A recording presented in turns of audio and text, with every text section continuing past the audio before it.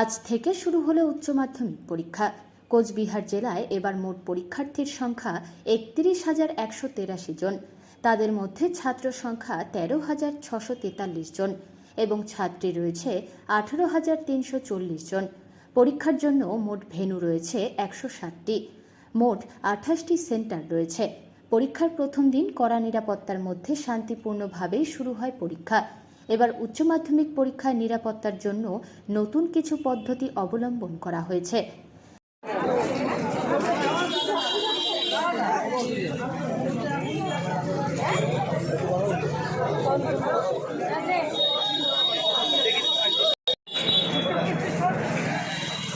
ভালো করে পরীক্ষা দিস নিয়ে আসিস নাকি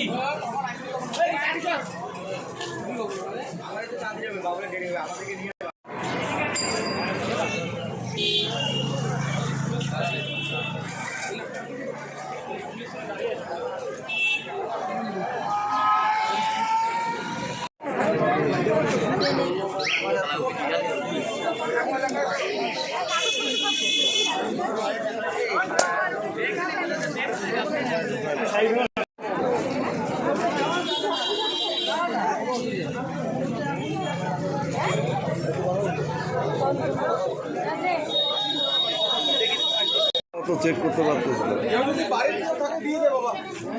আবার যখন পরীক্ষা কেন্দ্রে ঢুকবে না তখন আবার চেক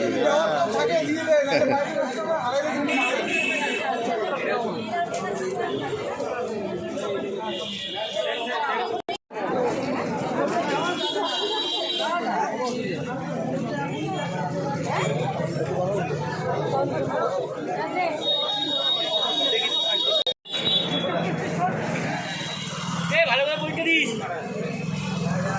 নিয়ে আসিস নাকি